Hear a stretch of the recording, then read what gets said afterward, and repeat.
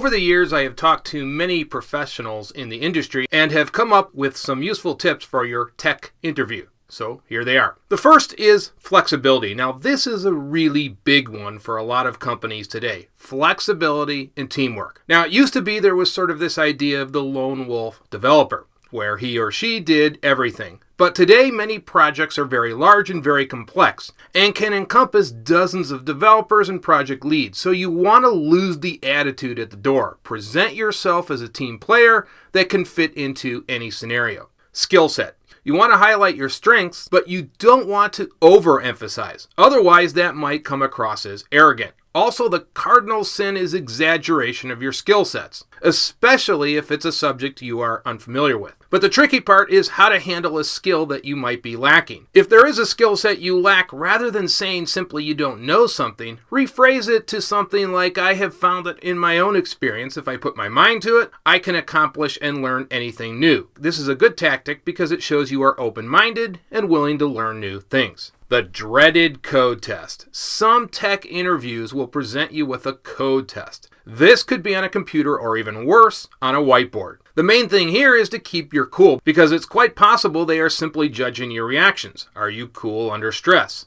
Now, one little tactic you can use here is to do a little give and take with the interviewer. So write a little code and then ask them if this is what they are looking for. If they like what you are doing, then keep going or follow any additional instructions they give you. This tactic works really, really well. The environment. Chances are you might have multiple opportunities, so which one is best for you? Well, a real big one for a lot of people, of course, is the work environment. Now, if the company is leaning towards offering you a contract, before you accept, you might want to ask if you can tour the workspace. This might be easier to do right after your initial interview. In a few minutes, you can really pick up a lot. You can check out the office cubes, the kitchen. Do the people look tense or relaxed? In just a few minutes, you can learn a lot, and this will help you in the decision-making process. The greatest interviewee tactic. I once talked to a CIO and asked him what is the best interviewee tactic. He indicated the best interviewees are able to turn the discussion around from themselves to the interviewer.